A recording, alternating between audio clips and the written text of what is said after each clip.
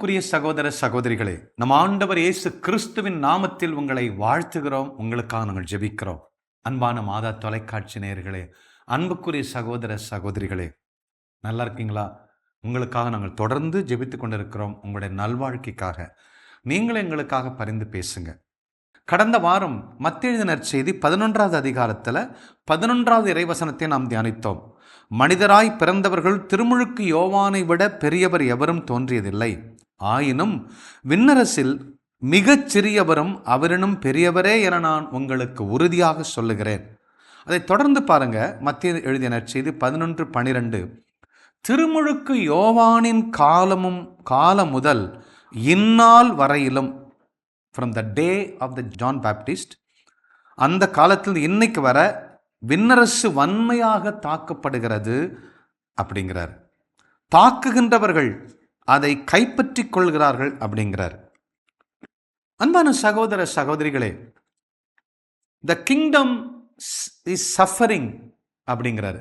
Kingdom of God அது பாடுகளை, for the kingdom of heaven suffereth violence and the violent take it by force அப்படிங்கிறார்.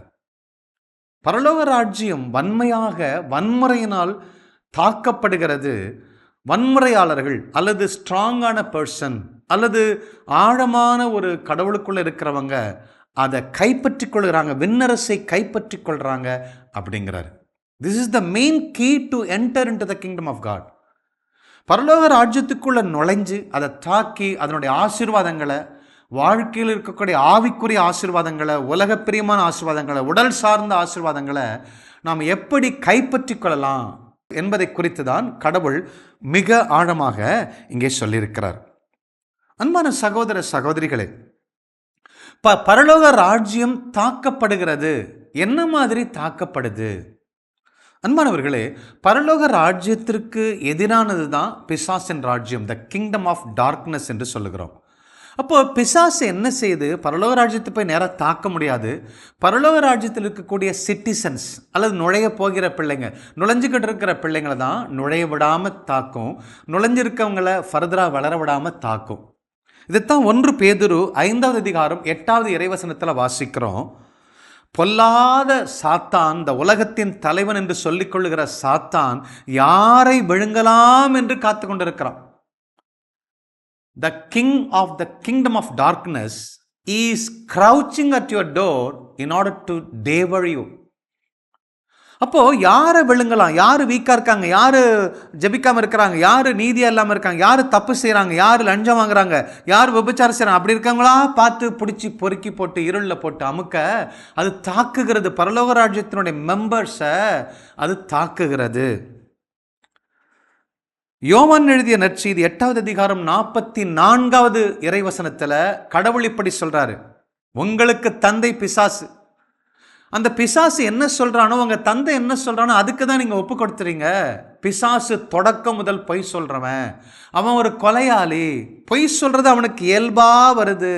அவன் பேச்சை கேட்டு நீங்க அழிஞ்சு போறீங்க அப்படிங்கிறாரு. அப்போ பரலோக ராஜ்யத்தில் வாழக்கூடிய நம்மை, கவர்னர்ஸ் அல்லது சில்ட்ரன் ஆஃப் காட், கடவுளுடைய பிள்ளைங்க, நம்ம ஊழியக்காரங்க அல்லது நம்முடைய விசுவாசிகள் அல்லது தீர்க்கதரிசிகள் அல்லது டிசைபிள்ஸ் அல்லது ஆண்டவருடைய ஊழியக்காரங்க, இவங்களை பிசாசு பொய் சொல்லி உன்னை மன்னிக்க மாட்டாரு, உனக்கு வாழ்வு வராது, உனக்கு சுகம் கிடைக்காது, உனக்கு நல்வாழ்வு கிடைக்காதுன்னு சொல்லி ஆதாம் ஏவாளை எப்படி பொய் சொல்லி ஏமாத்திச்சோ, அதே போல இந்த பரலோக ராஜ்யத்தில் இருக்கக்கூடிய மக்களை பொய் சொல்லி ஏமாத்தி டிஸ்ட்ராக்ட் பண்ணி அவங்கள தாக்குகிறது. பரலோக ராஜ்யம் தாக்கப்படுகிறது. அன்பான சகோதர சகோதரிகளே, மார்க் எழுதிய நற்செய்தி 3வது அதிகாரத்தில் 27வது இறைவசனத்தில் இதிலிருந்து நாம் எப்படி விடுதலை பெற முடியுங்கிறத ரொம்ப அழகாக கடவுள் ஒரு இன்ஜினியரிங் நாலேஜோட பேசுகிறார். அப்போது ஒரு வீடு இருக்கு, அங்கே கொள்ளையடிய போகிறோம். அந்த வீட்டில் யார் வலியவர்? அந்த வீட்டு ஓனர் அல்லது வாட்ச்மேன். அவங்களெல்லாம் பிடிச்சி கட்டுனா மட்டும்தான் அந்த வீட்டில் இருக்கிறத கொள்ளையிட முடியும். அப்போது பரலோக ராஜ்யத்தை நாம் அதை தாக்கி அதில் இருக்கிற ஆசீர்வாதங்களை பெறணும்னா அதை போகிற வழியில் இருக்கக்கூடிய தடைகள், பிசாசை முதல்ல முந்தி அந்த பொல்லாத பிசாசை கட்டி போடணும் அப்படிங்கிறார். யாக்கோபு 4:7 கூட யாக்கோபு என்ன சொல்கிறாருன்னா, கடவுள் பக்கம் சார்ந்திருந்து பிசாசை விரட்டுங்க, அப்போ வெற்றி உங்களுக்கு தானா வரும் என்று சொல்லுகிறார். அப்போ என்ன செய்யணும்? வலியவர் என்று சொல்லி கொண்டிருக்கிற அந்த பிசாசை குறிச்சான பயப்படுறோம், இருளை குறிச்சான பயப்படுறோம், பேயை குறிச்சான பயப்படுறோம். அந்த பேயை முந்த இயேசுவின் நாமத்தில் கட்டி போடுங்க அப்படிங்கிறார். அன்பான சகோதர சகோதரிகளை, திருமுழுக்கு யோவான் காலத்திலிருந்து தாக்கப்படுகிறது அப்படிங்கிறார். ஏன் அப்படி சொல்றாரு? From the day of John the Baptist. அப்போ திருமுழுக்கு யோவான் காலத்து வர அந்த இருண்ட காலத்தில் மக்கள் என்ன செய்து தவிச்சுக்கிட்டு இருந்தாங்க, கன்ஃபியூஷன்ல இருந்தாங்க. மீட்பு வருன்னு சொன்னாங்க, ஒண்ணுமே தெரியலையே, நட்சத்திரம் வரலையே, குழந்தை பிறக்கலையே, மிகப்பெரிய வேதனையோடு காத்து கொண்டிருந்தாங்க. அப்பதான் திருமுழுக்கு யோவான் முதலாக சொல்றாரு, மனமாறுங்கள், பரலோக ராஜ்யம் வந்து விட்டதுன்னு சொல்லி முதல்ல அவர் அறிவிக்கும் பொழுது மக்கள் கூட்டம் போட்டு ஒத்த மேல ஒருத்தன் ஏறி அடிச்சு பிடிச்சிக்கிட்டு பிறண்டுகிட்டு அந்த நற்செய்தி கேட்கறதுக்கு ஓடி வரான். அவர் பேசுறது விரியன் பாம்பு குட்டிகளேனாலும் லட்சக்கணக்கில் ஆயிரக்கணக்கில் மக்கள் வராங்க. யூதேயா ஜெருசலேமில் இருந்து கூடி வராங்க, ஞானஸ்நானம் எடுத்துக்கிறாங்க. அவர் கேட்க அற்புதம் நடக்குது, விடுதலை நடக்குது, மனமாற்றம், மனசுல ஒரு நிம்மதி சந்தோஷம் ஏற்பட ஏற்பட ஏற்பட அவங்க அடிச்சு பிடிச்சிக்கிட்டு புரண்டுகிட்டு ஒருத்த மேல ஒருத்தன் ஏறிக்கிட்டு அப்படி ஒரு வயலண்டா அந்த வார்த்தையை கேட்கறதுக்கு போனாங்க. சமாதானம் இல்லை, சந்தோஷம் இல்லை. சக்கையை அடிச்சு பிடிச்சிக்கிட்டு மரத்தில் ஏறிக்கிட்டு எப்படியாவது இயேசு கிறிஸ்து பார்க்கறேன்னு நின்னார் இல்லையா? கிட்டவே போக முடியல இயேசு கிறிஸ்து. அதே போல தான் இயேசு கிறிஸ்து, ஆண்டவர் இயேசு கிறிஸ்து அற்புதங்கள் செய்ய பிரசங்கம் பண்ண கூட்டத்தின் மேல் கூட்டம் நெரிச்சு அடிச்சு பிடிச்சிக்கிட்டு அந்த இயேசு கிறிஸ்து எப்படியாவது பார்க்கணும், அந்த ஏர்னஸ்ட்னஸ், அந்த ஒரு ஆசை, அந்த ஒரு பேஷன், அந்த ஒரு வெறி, அந்த கடவுளை பார்க்கணும், எனக்கு மீட்பு வேணும், என் பாவங்கள் மன்னிக்கப்படணும், என் நோய் சுகமாகணும். அவ்வளோ பெரிய கூட்டத்தில் அடிச்சு பிடிச்சி நெருக்கிட்டு இருக்கிற இடத்துல தான் 12 ஆண்டுகளாய் இரத்தப்போக்கோடைய அந்த பெண்மணி ஓடி போய் நடக்க முடியாது, அந்த கூட்டத்துக்குள்ளே வரக்கூடாது என்று சட்டம் இருந்தாலும் மீறி கொண்டு போய் அந்த ஆடையை தொட்டாங்க, சுகம் பெற்றுக்கொண்டாங்க. இதுதான் ஆவிக்குரிய வன்முறை. Spiritual violence is mandatory in order to enter into the kingdom of God. பரலோக ராஜ்யத்துக்குள்ள நுழையணும்னு சொன்னா எனக்கு வெறும் ஜெபம் இருந்தா பத்தாது. அந்த ஜெபம் அது ஒரு வயலன்ஸா மாறணும், வன்முறையா மாறணும். அது ஒரு மலைகளை பெயர்த்தெறியக்கூடிய ஒரு ஆற்றலாக மாறணும், இடிக்கக்கூடிய ஒரு கடப்பாறையாக மாறணும், மலையை பிளக்கக்கூடிய ஒரு சம்மட்டியாக மாறணும். எனக்குள்ள இருக்கிற விசுவாசம், எனக்குள்ள இருக்கிற அந்த எதிர்நோக்கு, மிகப்பெரிய மலை ஜெரிக்கோ மதிலை இடிக்கிற அந்த வன்முறை பாருங்க. 7 நாள் சுத்தி வந்தாங்க, கடப்பாறை எடுக்கல, துப்பாக்கி எடுக்கல. அந்த இவ்வளோ பெரிய அந்த மதில் சுவர் மேல மாட்டு போட்டி கூட வைக்கலாம், அவ்வளோ அகலமான அந்த சுவர், உயரமான சுவர் இடிஞ்சு பொத்துன்னு கல்லு மேல கல் இல்லாதபடி இடிந்து நொறுக்கப்பட்டது. அதுக்கு பெயர் தாங்க ஆவிக்குரிய வன்முறை. பரலோகம் தாக்கப்படுகிறது அப்படிங்கிறார். அங்க சுவர் இடிஞ்சது, இங்க உள்ளம் இடிக்கப்படுகிறது, மனமாற்றம் உண்டாகிறது, கடவுளோடு ஒப்புரவாக்கப்படுகிறது, மன நிம்மதி, சமாதானம், சந்தோஷம், அதெல்லாம் செரிமோனியல் கிளென்சிங் நடந்துச்சு. ஆனால் இங்க ஆத்துமா பரிபூர்ண விடுதலை அடைகிறது. எனக்குள்ள கடவுள் வாழ்றாரு. அந்த வார்த்தை கேட்க தான் திருமுழுக்கு யோவான் சொன்ன பொழுது யோர்தான் நதிக்கரையில் அவ்வளோ கூட்டம், எனக்கு திருமுழுக்கு கூட, எனக்கு திருமுழுக்கு கூட, அடிச்சு கிடிச்சு ஒருத்த மேல ஒருத்த ஏறி குள்ளமா இருக்கவங்களாம் தள்ளப்படுறாங்க, வீக்காக இருக்கிறவங்கெல்லாம் ஓரங்கட்டப்படுறாங்க, அவங்கெல்லாம் அடிச்சு பிடிச்சி அடியில் முண்டி அடிச்சுட்டு போய் திருமுழுக்கு பெறாங்க. இயேசு கிறிஸ்து வந்த பொழுது கூட்ட நெரிசல் அப்படி தாங்க முடியல. அதனால்தான் அந்த பரலோக ராஜ்யம் வந்துடுச்சுன்னு என்னைக்கு அறிவிக்கப்பட்டதோ அந்த நாள் முதல் ஆவிக்குரிய வயலன்ஸ் தொடங்கப்பட்டது. அன்புக்குரிய சகோதர சகோதரிகளே, நம்ம தொடக்க நூல் புஸ்தகத்தில் 32வது அதிகாரத்தில் ஒரு நிகழ்ச்சி பார்க்குறோம். ஆபிரகாமுக்கு மகன் ஈசாக், ஈசாக்குக்கு மகன் யாக்கோபு, ஏசா என்று 2 பிள்ளைங்க பிறக்கிறாங்க. அப்போ ஏசா ஒரு சாப்பாட்டுக்கு முக்கியத்துவம் கொடுக்கறதுனால அவர் வீட்டிலே இருந்துடுறாரு. ஆனால் தகப்பனுடைய ஆசீர்வாதத்தை அம்மா சொன்னதுனால பெற்றுக்கொண்டு அவன் ஒரு ஏமாற்றுக்காரனாக இருந்தாலும் கடவுளுடைய அப்பாவுடைய ஆசீர்வாதங்களை பெற்று அண்ணனுடைய எல்லா ஆசீர்வாதங்களையும் பிடுங்கிக்கிட்டு அண்ணன் அடிச்சிருவான்னு பயந்துக்கிட்டு வீட்டை விட்டு ஓடுறான். ஓடி சொந்த தாய்மாமன் வீட்டுக்கு, லாபான் வீட்டுக்கு ஓடுறான். அங்கே 2 பிள்ளைகளையும் திருமணம் செஞ்சுக்கிறாரு. அப்போ யாக்கோபு பல ஆண்டுகள் கழித்து கடவுள் சொன்னதுனால போய் அண்ணனோட ஒப்புரவு செய்யின்னு சொன்ன உடனே மனம் மாறி கடவுள்கிட்ட மன்னிப்பு கேட்டு அந்த பிசாசை நான் ஏமாத்துக்காரன், எல்லாரும் ஏமாத்துவேன், அறிவு அப்படின்னு சொல்லி தன்னையே நம்பிக்கிட்டு இருந்த அந்த யாக்கோபு முந்த பிசாசை கட்டுறான். இப்போ அண்ணன்ட்டு போய் மன்னிப்பு கேட்கறது அங்கேருந்து வராரு. வரும்பொழுது அவர் என்ன சொல்றார், அண்ணன் வெட்டி கொன்றுவான்னு சொல்லி மனைவி வேலைக்காரவங்க ஆடு மாடுகள்லாம் முன்னாடி போவோம், இவங்களெல்லாம் பார்த்தோன்னா அண்ணன் சமாதானமாயிருவாரு, நாம கடைசியா போவோம்னு சொல்லி மெதுவா பின்னாடி போறாரு. ஒரு ஆற்றை கடக்கும் பொழுது அவங்கெல்லாம் ஆத்துக்கு அந்தாண்ட போயிடுறாங்க, ஆத்துக்கு இந்தாண்ட நிற்கும் பொழுது யாக்கோபு தனியா மாட்டுறாரு. அப்ப தனியா மாட்டும்போது கடவுள் இடைபடுகிறார். ஒரு வானதூதனை போல கடவுளை காட்டிக்காத மாதிரி ஒரு சண்டை போடுறாங்க. ரெண்டு பேருக்கும் சண்டை நடக்குதாங்க. அப்போ சண்டை நடக்கும் பொழுது இந்த ஆடவரை ஜெயிக்க முடியாது என்று நினைத்ததுனால அந்த வானதூதன் என்ன பண்றாரு, யாக்கோபு தொடையை லேசா டச் பண்றாரு, சதைகள் எல்லாம் கிழிஞ்சு போகுது. அதை பார்த்துட்டு தான் ஐயோ நீங்க கடவுள் என்று சொல்லி காலில் விழுந்துடுறாரு. அப்ப கடவுள்கிட்ட அவர் சொல்றாரு, தொடக்க நூல் புஸ்தகம் 32வது அதிகாரம் 26வது வசனம், அப்பொழுது ஆடவர் என்னை போகவிடு, பொழுது புலரப் போகிறதுன்னு கடவுள் சொல்றார். ஆடவர் என்பது கடவுள், வானதூதர் மட்டுமல்ல, வானதூதர் வழியாக கடவுள் வராரு. அப்போ என்று மறுமொழி சொன்னார் ஆடவர். அப்போ இவர் ஆடவர், உன் பெயர் என்ன? அப்ப சொல்றாரு, யாக்கோபு மட்டும் இவ்வாறு தனித்திருக்க ஒரு ஆடவர் பொழுது விடிய மட்டும் அவரோடு மற்போரிட்டார். யாக்கோபை வெற்றி கொள்ள முடியாதென்று கண்ட அந்த ஆடவர் அவரது தொடை சந்தை தொட்டார். யாக்கோபு அவரோடு மற்போரிடுகையில் தொடை சந்தை இடம் விலகியது. அப்பொழுது ஆடவர் என்னை போகவிடு, பொழுது புலரப் போகிறது என யாக்கோபு, நீ எனக்கு ஆசி வழங்கினால் ஒழிய உன்னை போக விட மாட்டேன் அப்படிங்கிறார். அப்போ இதுதாங்க ஒரு ஆவிக்குரிய போர், ஆவி விசுவாச ஒரு வீரம். அப்போ இதான் ஒரு வன்முறை. என்ன ஆஸ்வதிக்கலாம் உங்களை விட மாட்டேன் ஆண்டவரே அப்படிங்கிறார். மோசஸ் கூட விடுதலை பெறுவதற்காக, அடிமைகளை விடுதலை பெற வேண்டும் என்பதற்காக மோசஸை கடவுள் அழைச்சு போறார், அந்த மக்களை விடுதலை செஞ்சு போறார். அப்பா, இந்த லட்சக்கணக்கான மக்களை என்னால் வழிநடத்த முடியும், நீங்க என்னோட வந்தா நான் போவேன். பிரசனம், விடுதலை பயணம் 33:15, ஒன் பிரசனம் என்னோட வந்தா மட்டும்தான் இவங்களை நான் நடத்த முடியும் அப்படிங்கிறார்.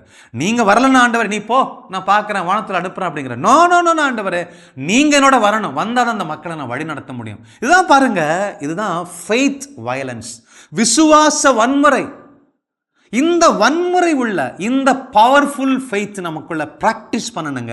அப்படி இல்லைன்னு சொன்னால் கிறிஸ்துவனை வாழ்ந்த பிரயோஜனம் இல்லை. சாதுவா சாஃப்டா கோயிலுக்கு போகிறோம், முக்காடு போடுறோம், கண்ணீர் விடுறோம், அப்படியே வீட்டுக்கு வரோம், எந்த பாவமும் செய்யல, என்ன பிரயோஜனம்? எனக்குள்ள வன்முறை, ஆவிக்குரிய வன்முறை வரணும், பரலோக ராஜ்யம் தாக்கப்படணும். வயலண்ட் அல்லது the strong person they get it அப்படிங்கிறார். For the kingdom of heaven suffereth violence, பரலோக ராஜ்யம் அது தாக்கப்படுகிறது. அந்த violent take it by force. அந்த வல்லமை உள்ளவங்க, அந்த ஆற்றல் உள்ளவங்க, விசுவாசத்தில் ஸ்ட்ராங்காக நிற்கிறவங்க அதை போரிட்டு பிசாசை ஒழிக்கிறாங்க, கடவுளிடமிருந்து ஆசீர்வாதங்களை பெறுறாங்க. வெறும் ஆசீர்வாதங்களை பெறுவது மட்டுமல்ல, அவங்க இந்த உலகத்துக்கு சாட்சியாக நிற்கிறாங்க, பரலோக ராஜ்யத்தை எஸ்டாப்ளிஷ் பண்ணுறாங்க. அதனால் நீ பிசாசை அடிச்சு நொறுக்கு. ரெண்டாவது, பரலோக ராஜ்யத்தை தாக்கு விசுவாசத்தினால். ஆவிக்குரிய போர் அப்படிங்கிறார். ஸ்பிரிச்சுவல் வயலன்ஸ், ஆவிக்குரிய வன்முறை உனக்குள்ள இருக்கா? அந்த வன்முறை இருந்தால் மட்டும்தான் இந்த உலகத்தை ஜெயிக்க முடியும். அன்புக்குரிய சகோதர சகோதரிகளே, ஆபிரகாம் பாருங்க, 75 வயசுல உனக்கு குழந்தை கொடுப்பண்ணார், 25 வருஷம் குழந்தை கொடுக்கலையே, கடைசி 100 வயசு ஆயிடுச்சு, 99 வயசு முடியும் பொழுது. அப்போ உடம்பெல்லாம் தொங்குது, கிளவி ஆயிட்டாங்க, மனைவி எல்லாம் செத்து போச்சு. ஆனாலும் கடவுளுடைய வார்த்தை பலிக்குமே சொல்லி 100 வருஷம் வரையும் அமைதியாக காத்திருந்தார. அதுதாங்க ஆவிக்குரிய வயலன்ஸ். கடவுள் சொன்னார், என் புள்ள வழி அந்த உலகத்தில் கடல் மண்ணை எண்ணிடலாம், நட்சத்திரத்தை எண்ணிடலாம், உன் வழியா மிகப்பெரிய சந்ததியை உருவாக்குவேன்னு சொன்ன பிற்பாடு அந்த புள்ளைய பலியிட சொன்னார் கடவுள். ஆனாலும் கடவுள் சொன்ன வார்த்தை நெகிழுன்னு சொல்லி கொண்டுட்டு போய் மலையில கொண்டு போய் தான் பிள்ளைய 20-25 வயசு பிள்ளைய ஈசாக்க வெட்டி பலியிட ஓங்கினார. அதுதாங்க ஆவிக்குரிய வன்முறை, ஸ்பிரிச்சுவல் வயலன்ஸ். அந்த வன்முறையாளர்கள் தான் இந்த பரலோக ராஜ்யத்தை தாக்கி அத்தனை ஆசீர்வாதங்களை பெற்றுக்கொள்ள முடியும், உலகத்துக்கு ஆசீர்வாதமாக மாற முடியும். அன்புக்குரிய சகோதர சகோதரிகளே, நீதித்தலைவர்கள் புஸ்தகம் 7வது அதிகாரத்தில் வாசிக்கிறோம். கிதியோன் அவர் பயந்தாங்குழி தான், இருக்கிற பலத்தோட ஓடு அப்படிங்கிறாரு. அப்போ போக மாட்டாங்கன்னா ஆண்டவர் பலப்படுத்துறாரு, ஓடுறாரு. வெறும் 300 பேரை வச்சு மிதியானியர்களை, ஆயிரக்கணக்கான அந்த மிதியானியர்களை அடித்து விரட்டினாரே. ஆவிக்குரிய வன்முறை. செயின்ட் அகஸ்டினுடைய அம்மா செயின்ட் அகஸ்டின் தான் புள்ள இவ்வளவு மோசமா வாழ்றாங்களே, கேவலமா இருக்கிறானே அப்படின்னு சொல்லி விட்டுல 1 வருஷம் 2 வருஷத்துல பல ஆண்டுகள் முட்டி போட்டு முட்டிய தேய்ச்சாங்க. என் புள்ள புனிதரா மாறின ஆண்டவரே, என் புள்ள கடவுளுக்கு ஊழியம் செய்யணும் ஆண்டவரே, அவ்வளவு ஜெபிச்சாங்க. 1 வருஷம் 2 வருஷம் இல்ல, பல ஆண்டுகள் தன் பட்டினி கிடந்து தன்னை அழித்து கொண்டு அப்படி ஒரு போரிட்டாங்க. பிசாச கட்டி போட்டாங்க. பரலோராஜ தட்டி நாக் பண்ணி அடித்து நொறுக்கி கதவை திறந்த ஆசீர்வாதங்களை பெற்றுக்கொண்டாங்க. அவர் மிகப்பெரிய புனிதராக மாறிப்போனார். இந்த வன்முறை நமக்குள் இருக்குது. வன்முறைனா உடம்பு போட்டு சண்டை போடுற அந்த வன்முறையை சொல்லலை. நான் சொல்றது ஸ்பிரிச்சுவல் வயலன்ஸ், ஆவிக்குரிய வயலன்ஸ், ஃபெய்த் வயலன்ஸ். அந்த வயலன்ஸ் நமக்குள்ள இருக்குதா? இன்னைக்கு எல்லாமே செத்த பொணங்களாக தான் வாழ்ந்துட்டு இருக்கோம். Dead man.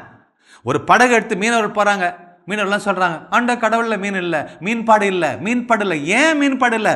போட்டு போகும்போதும் ஏதோ ஒரு எலுமிச்சம்பழத்தை வச்சுக்கிட்டு இந்த பாரம்பரியத்தை பார்த்துக்கிட்டு ஜெபிச்சுட்டு போனா எல்லாம் டெட் மேன் தான். டெட் மேன் தான், செத்த மனுஷன் தான். விசுவாசம் இருக்கும், ஆனா விசுவாசத்தினால விசுவாசம் வச்சுக்கிட்டு செத்த மனுஷன் போட்டு ஓட்டுவான், செத்த மனுஷன் வலையை விரிப்பான், செத்த மனுஷன் வலையை மீனை பிடிப்பாங்க, ஒன்றும் இருக்காது. விசுவாசம் இருந்தும் செத்த மனுஷன் அந்த உலகத்தில் வாழ்ந்துட்டு இருக்கிறோம். செத்த மனுஷன் போட்ட ஓட்டுறோம், செத்த மனுஷன் வீட்டில் தலைவனா இருப்பான், செத்த பெண்ணு வீட்டு தாயா இருப்பா, செத்த பிள்ளைங்க உயிர் தான் இருக்கும், கல்லூரி போவோம், எவனா லவ் பண்ணிட்டு ஓடி போயிடும். எல்லாமே செத்து போன பிள்ளைகளாக இருப்பாங்க. ஓரளவுக்கு ஃப்ரெஷ்ஷாக இருப்பாங்க. எப்போ 30 நாளைக்கு முன்னாடி உயிரோட பிடிச்ச மீன் ஐஸுக்குள்ளே வச்சா அன்னைக்கு மட்டும்தான் ஃப்ரெஷ்ஷாக இருந்துச்சு. ஆண்டவர் இயேசு கிறிஸ்து ஏற்றுக்கொள்ளும் ஒரு நாள் ஃப்ரெஷ்ஷாக இருப்போம். அப்புறம் அதெல்லாம் போய் ஐஸ் மீனாக வாழ்ந்துட்டு இருக்கோம், ஃப்ரோசன் பீப்புளாக வாழ்ந்துட்டு இருக்கோம். கடவுள் இன்னைக்கு கேட்கறது ஃபைட் ஆர் ஃப்ளைட். விசுவாசத்தை வச்சு சண்டை போட, இல்லைன்னா ஓடிப்போ. Fight or flight. ஃபெய்த் இல்லைன்னா ஃப்ரீஸ். இன்னைக்கு ஐஸு ஒரே ஃப்ரீஸான ஃப்ரோசன் மெட்டீரியல் மாதிரி சோர்ந்து குளிருக்குள்ள நடுங்கி கோட்டை போட்டு உட்காந்துருக்காங்களே ஊட்டி கொடைக்கானல் இருக்கிறவங்க, அதே போல விசுவாசத்தில் வாழ்ந்துட்டு இருக்கோம். Freeze our faith. அன்புக்குரிய சகோதர சகோதரிகளே, அப்போ இன்னைக்கு பார்த்தீங்கன்னா நம்ம குடும்பத்தில் பாருங்க, எல்லாம் இறந்த மனிதர்களா இருக்கிறாங்க. அவங்க தேவையில்லை. லிவிங் டீக்கன்ஸ் வேணும், வாழ்ந்து கொண்டிருக்கிற உயிரோடு இருக்கக்கூடிய திருத்தொண்டர்கள் வேணும், லிவிங் பிரீஸ்ட் வேணும், உயிரோடு வாழக்கூடிய குருக்கள் வேணும். டெட் குருக்கள் நமக்கு தேவையில்லை. இறந்து போன குரு தேவையில்லை. இறந்து போன மனுஷன் திருச்சபைக்கு வச்சு கொண்டாட முடியாது. நான் குருவாயிட்டேன்னு வச்சுங்களேன், வெறும் பூசை வைக்கிறேன், ஜபிக்கிறேன், அவ்வளோதான், என்கிட்ட ஒன்றுமே இல்லைன்னு சொன்னால் அதனால் ஒன்றும் இல்லை. ஆவிக்குரிய வயலன்ஸ் இருக்கா? அந்த பங்குக்கு போனால் அந்த பங்கு அத்தனை மக்கள் மனமாறணும், கடவுளை துதிக்கணும், போற்றணும், புகழணும்னு சொல்லி அப்படி ஒரு ஊழியக்காரன் போய் வேலை செஞ்சாங்கன்னா அவங்க தான் லிவிங் பிரீஸ்ட், லிவிங் டீக்கன். உயிரோடு வாழக்கூடிய திருத்தொண்டர்கள், உயிரோடு வாழக்கூடிய ஒரு கணவன், உயிரோடு வாழக்கூடிய ஒரு மனைவி, உயிரோடு வாழக்கூடிய ஒரு இன்ஜினியர், உயிரோடு வாழக்கூடிய லிவிங் இன்ஜினியர், லிவிங் அட்வொகேட்ஸ். இதுதாங்க வேணும். விசுவாசம் புரட்சியாக மாறணும், அது ஒரு வன்முறையாக மாறணும். அன்புக்குரிய சகோதர சகோதரிகளே, இதை நாம் பார்த்துக்கணும். வன்முறை நம்மிடம் இருக்கிறதா? ஆவிக்குரிய வன்முறை. சொல்லுவீங்க சில பேர், என் பிள்ளைங்க மாறலைங்க, என் புருஷன் குடிய நிறுத்த மாட்டாங்கிறாங்க, என் மனைவி நச்சரிக்கிறாங்க, சொல்லிக்கிட்டே இருக்கமா? ஏன்? டெட் மேனாக இருக்கிறோம். மரித்த ஒரு பெண்ணாக இருக்கீங்க, மரித்த ஒரு ஆணாக இருக்கீங்க. எத்தனை நாளுங்க உன் புள்ள மனமாறணுங்கிறதுக்காக செயின்ட் அகஸ்டினுடைய தாயார் செய்தது போல முட்டி போட்டு கதறி இருக்கிறோம். எத்தனை நாள் உபவாசம் இருந்திருக்கிறோம். சாகிறவரை, நீர் என் பிள்ளைய மாற்றாதவரை நான் ஒருவேளை உபவாசம் இருப்பேன், நீ என் பிள்ளைய அபிஷேகம் பண்ணாதவரை, எனக்கு என் பிள்ளைக்கு குழந்தை பிறக்காத வர நான் நீதியில் வாழ்வேன். என்னைக்கு நம்ம சொல்லியிருக்கோம் அந்த மாதிரி? 1 மாதம் 1.5 மாதம் அவ்வளோதான், பழையபடி வாழ்ந்துருவோம். அப்போ செத்த மீன்களாக வாழ்கிறோம். இந்த மீன்கள்லாம் தண்ணி ஓடுற பக்கம் ஓடிட்டு இருக்கோம், அதே போல தான் ஓடுறோம். பாரம்பரியம் சொல்லி எத்தனை சொன்னாலும் வட்டி வாங்கிறது, அல்லது நேரம் காலம் பார்க்கறது, நல்ல நேரம் கெட்ட நேரம் பார்க்கறது, இப்படி ஒரு செத்த மீனாக தான் வாழ்கிறோம். எந்த நொடி பொழுதுமே என் ஆண்டவர் என்னை காப்பாற்றுவாருங்கிற வாழ்ந்து கொண்டிருக்கிற உயிருள்ள மனுஷனா நம்ம வாழ்கிறோமா? விசுவாசம் என்பது மலை பிளக்கக்கூடிய சம்மட்டி, அது சர்வ வல்லமை உள்ள ஒரு ஆற்றல் மிக்க ஒரு கருவி கடவுள் நமக்கு கொடுத்திருக்கிறாருங்க. உங்களுக்குள்ள இருக்கு, எனக்குள்ள இருக்கு. பவுல் சொன்னார், சாவு எனக்கு பிரிக்க முடியாது, எத்தனை முதுகுல அடி வாங்கினாலும் என் கடவுளுக்காக நான் ஊழியம் செய்வேன். இதுதாங்க ஆவிக்குரிய வன்முறை. பவுல் செஞ்சதெல்லாம் பார்த்தீங்கன்னா அது பயங்கரமான வன்முறை. இந்த மாதிரி வன்முறையாளர்கள் தான் திருச்சபை கொண்டாடுகிறது, இந்த இந்த பரலோக ராஜ்யம் கொண்டாடுகிறது. சாதாரண செத்த மனுஷங்களா வாழ்றதுல பிரயோஜனம் இல்லை. இன்று முதல் ஒரு முடிவெடுப்பான், நானும் என் வீட்டில் ஒரு ஆவிக்குரிய வன்முறையாளர், பரலோகத்தை தாக்குவேன், பிசாசை கட்டி போடுவேன், பரலோக ராஜ்யத்தை உலகத்துக்கு நான் சொல்லுவேன் என்கிற ஆவிக்குரிய வன்முறையாளர்களா நீங்க எழும்பி பிரகாசிக்க வேண்டும் என்று சொல்லி உங்களை வாழ்த்துகிறோம். God plus. கிறிஸ்து இயேசுவில் என் அன்புக்குரியவர்களே, இந்த நாளின் செய்தியை கேட்ட உடனே என்ன வன்முறை, என்ன அடிதடி, எப்படியெல்லாம் வலியவரை கட்ட வேண்டும் என்று சொல்லியெல்லாம் இன்னைக்கு ஒரு வித்தியாசமான செய்தியை ஆண்டவர் நம்ம கொடுக்கிறாரே என்று சொல்லி நீங்க நினைச்சிருக்கலாம். எல்லாமே ஆண்டவர் இயேசு கிறிஸ்து நமக்கு ஏற்கனவே சொல்லி கொடுத்த வழிமுறைகள் தான். ஆனால் அதையெல்லாம் நம்ம பயன்படுத்தாமல் இருக்கின்றோம். ஆண்டவராக இயேசு கிறிஸ்துவின் வழியாக, அவருடைய பாடுகள், மரணம், உயிர்த்தெழுதலின் வழியாக நமக்கு கொடுக்கப்பட்டுள்ள ஆசீர்வாதங்கள் என்ன என்பதை நம்ம புரிஞ்சுக்கிட்டோம்னா நாம அதை வன்முறையால தாக்கி பெற்றுக்கொள்ளாமல் இருக்கவே மாட்டோம். நமக்கு அது தெரியல, அதனால அதை நம்ம பெற்றுக்கொள்ளாம இருக்கிறோம். நம்முடைய வழிமுறைகளும் ஏதோ கேட்டு பார்ப்போம், கடவுள்கிட்ட கிடைச்சா சரி, இல்லாட்டி விட்டுருவோம். இந்த பாவத்தை விட முயற்சி பண்ணி பார்ப்போம், அதெல்லாம் நடக்கிற காரியமா? இந்த காலத்துல போய் இன்டர்நெட்ல இதெல்லாம் பார்க்காம இருக்க முடியுமா? இந்த காலத்துல போய் இப்படி கடன் வாங்காம இருக்க முடியுமா? இந்த காலத்துல குடிக்காம இருக்க முடியுமா? இந்த காலத்துல பாய் ஃப்ரெண்ட் வச்சுக்காம இருக்க முடியுமா? இதெல்லாம் அப்படின்னு சொல்லி சவன்னு பிசாசை எதிர்க்க நமக்கு கொடுக்கப்பட்ட அந்த ஆற்றலை நாம் இழந்து போய் நாம் வெறுங்கையரா நின்றுகிட்டு இருக்கோம், இன்னும் பிச்சைக்காரர்களா நின்று கொண்டிருக்கோம். அதனாலதான் பவுலடிகளார் எபேசியருக்கு எழுதிய திருமுகம் 6வது அதிகாரத்துல நமக்கான போர் ஆயுதங்களை பற்றி பேசுகின்றார். 10வது இறை வார்த்தையிலிருந்து தொடர்ந்து அவர் பேசுகின்றார். அழகியின் ஏமாற்று வழிகளை எதிர்த்து நிற்கும் வலிமை பெறும்படி கடவுள் அருளும் எல்லா படைக்கலன்களையும் அணிந்து கொள்ளுங்கள் என்று சொல்கிறார். எதற்கு? இந்த ஒரு ஸ்பிரிச்சுவல் வார்ஃபேருக்காக. எனவே பொல்லாத நாள் வரும்போது எதிர்த்து நின்று அனைத்தின் மீதும் வெற்றி பெற்று நிலை நிற்க வல்லமை பெறும்படி கடவுள் அருளும் எல்லா படைக்கலன்களையும் எடுத்துக் கொள்ளுங்கள். உண்மையை இடைக்கட்சியா கட்டிக்கோங்க. நீங்க மார்பு கவசமா அணிந்து கொள்ளுங்கள், விசுவாசத்தை என்று சொல்லிட்டு மீட்பை தலைச்சிராவா அணிந்து கொள்ளுங்கள் என்று சொல்லி நமக்கான போர் அந்த ஆயுதங்களை எல்லா சர்வாயுத வர்க்கங்களை போட்டுக்கொள்ள சொல்லிடுறேன். எதுக்கு? சும்மா வீட்டில் உட்காந்து தூங்குறதுக்கா இல்ல, அந்த ஒரு ஸ்பிரிச்சுவல் வார்ஃபேருக்குள்ள நம்ம இறங்கணும். பாவத்தை எதிர்த்து போராடணும், பிசாசை எதிர்த்து போராடணும். ஆண்டவருடைய இறை வார்த்தைகளை சொந்தமாக்கி கொள்ள நாம அதை கண்டினியூஸா நம்ம அறிக்கையிட்டு ஜெபிக்க வேண்டும். ஆண்டவர் எல்லாத்தையும் செய்து முடித்து விட்டார் என்று சொல்கிற அந்த நிச்சயத்தோடு நம்ம நடந்து செல்ல வேண்டும், புறப்பட்டு போக வேண்டும், ராஜ்யத்தை நாம் சொந்தமாக்கி கொள்ள வேண்டும். அப்படித்தான் இன்னைக்கு யோசுவா சென்றார், கானான் தேசத்தை சுதந்திரத்துக் கொண்டார். அதெல்லாம் நமக்கு அந்த இறை ஆட்சியை, அந்த இறை அரசை பார்த்துக்கோங்க. யோசுவா கைப்பற்றின அந்த கானான் தேசத்தை இன்னைக்கு நல்லா கண் முன்னாடி கொண்டு வாங்க. இந்த நாளில் நாமும் சுதந்திரத்துக் கொள்ள போகிறோம் இறை ஆட்சியின் அத்தனை ஆசீர்வாதங்களை.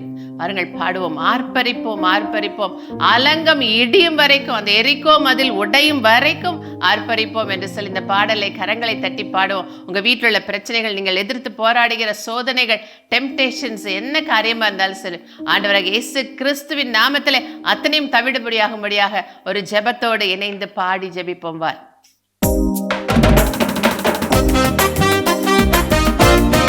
கரங்களை தட்டி உற்சாகமாய் கடவுளின் பிள்ளைகள் என்ற உணர்வோடு நாம் பாடுவோம்.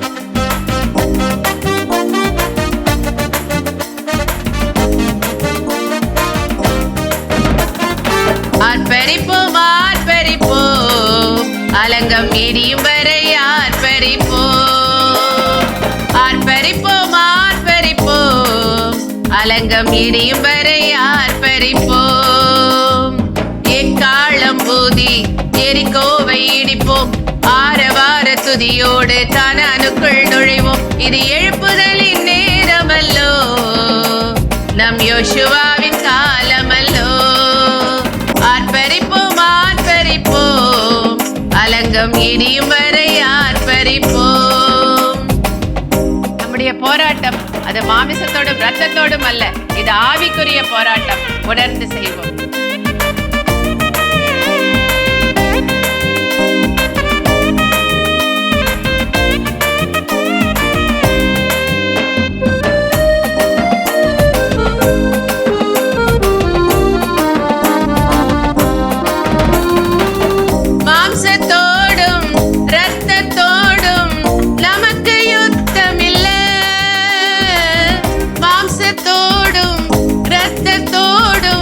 நமக்கு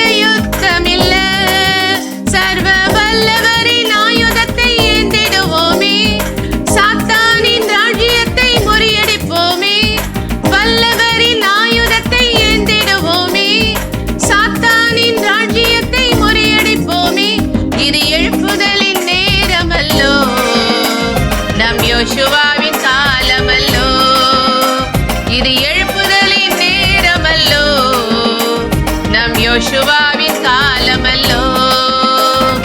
எக்காளம் ஊதி எரிகோவை பிடிப்போம், ஆரவார துதியோடு கானானுக்குள் நுழைவோம். இது எழுப்புதலின் நேரமல்லோ, நம் யோசுவாவின் காலமல்லோ. ஆமென் ஆண்டவரே. இதோ உம்முடைய வல்லவருடைய ஆயுதங்களை ஏந்தி நாங்கள் வந்து நிற்கின்றோம் ஆண்டவரே.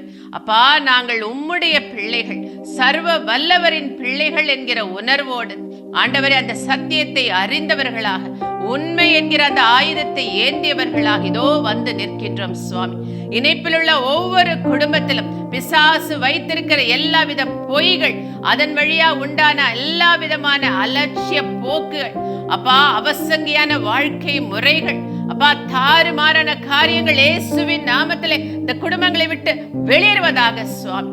என் ஆடுகள் வாழ்வு பெறும்படி, அதுவும் நிறை வாழ்வை பெறும்படி நான் வந்தேன் என்று சொன்னீங்களே, அந்த வாக்குறுதியின்படி அப்பா இணைப்பில் உள்ள ஒவ்வொரு குடும்பத்திலும் ஒவ்வொரு இருதயத்துக்குள்ளும் அப்பா அந்த சத்தியத்தின் சாரம் இறங்கட்டும் சுவாமி. ஆடுகள் வாழ்வு பெறட்டும், அதையும் நிறைவாக பெறட்டும் ஆண்டவர். இறையாட்சியின் அத்தனை ஆசிகள் இந்த குடும்பங்களுக்குள் கடந்து செல்வதாக நாங்கள் ஜெபிக்கிற அத்தனையும் பெற்றுக்கொண்டோம் என்று சொல்லி ஆண்டவர் இயேசு கிறிஸ்துவின் நாமத்தில் நன்றி கூறி ஜெபிக்கிறோம். ஆசீர்வதியும் எங்கள் நல்ல பிதாவே, ஆமென். அன்புக்குரியவர்களே, ஆண்டவராக இயேசு கிறிஸ்துவின் மீது முழுமையான நம்பிக்கை கொள்வோம், நிறை வாழ்வை பெற்றுக்கொள்வோம். God bless you. இயேசுவுக்கே புகழ், மரியே வாழ்க.